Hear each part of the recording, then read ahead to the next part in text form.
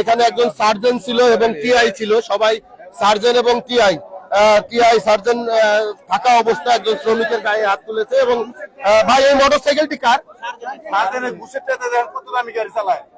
মোটরসাইকেলটা কি সার্জনের?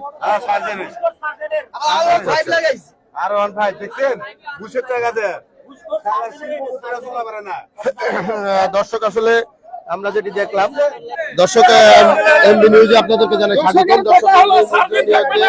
এই দেখানোর জন্য এসেছে এবং আপনারা যেটি দেখতে পাচ্ছেন যে এখানে যে ঘটনাটি ঘটেছে সেখানে কিন্তু এখানে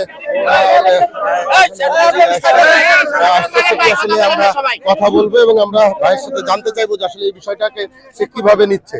আচ্ছা, আমি যেটি জানতে পারলাম যে গাবতলীতে একজন শ্রমিকের কাগজপত্র এবং ড্রাইভিং লাইসেন্স থাকা সত্ত্বেও একজন টিআই এবং কয়েকজন সার্জন মিলে একটি ড্রাইভারকে আহত করছে।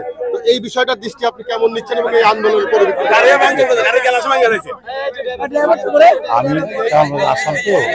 আমি সার্বিক পরিস্থিতি, আমার নেতারা আমার সাথে আছে, সার্বিক পরিস্থিতি পরিচালনা করে ডিসি সাহেবের লাগে আলাপ হয়েছে, টিআই সাহেবের সাথে আলাপ করে, পুলিশের উদ্যোগী কর্মীর সাথে আলাপ করে, যার দোষ তার দৃষ্টান্ত শাস্তি হোক এটা আমরা চাই। আমার শরীরে যদি কোনো দোষ থাকে আমরা এটা মেনে নেব, এবং যদি পুলিশের যদি কোনো দোষ থাকে এটা তাদের আইনের যেটা হয় তাদের সাথে করবে। কিন্তু আমরা এই ধরনের বিহেভ পুলিশের আশা করি না।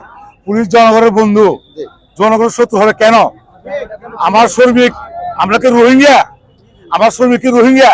আমরা এই দেশের শ্রমিক, এই দেশের নাগরিক, আমাদের কেন এত অত্যাচার হবে? আমাদের কাগজপত্র থাকা অবস্থায় কেন স্বাধীনতার দিকদারি করবে? আমাদের ভুল হইতে পারে। দর্শক আপনারা দেখতে পাচ্ছেন যে আমরা এই মুহূর্তে এই শ্রমিকদের পক্ষ থেকে যিনি আছেন তিনি কপিল সাহেবের সাথে আমাদের কথা হইলো এবং তিনি আমাদেরকে যে আশ্বস্ত করলেন যে এই শ্রমিকের বিচার যখন কার্যকর তারা একদম সিকিউরিটি দিবে তখন তারা রাস্তা ছেড়ে দিবে এবং শ্রমিকরা রাস্তা ছেড়ে দিয়ে সাধারণ জনগণের জন্য চলাচলের জন্য যে সুব্যবস্থাটি সেটি করে দিবে। তো দর্শক আসলে আমরা অনেকক্ষণ ধরে এখানে শ্রমিক যারা ছিল তাদের সাথে কথা বলেছি, শ্রমিক নেতাদের সাথে কথা বলেছি।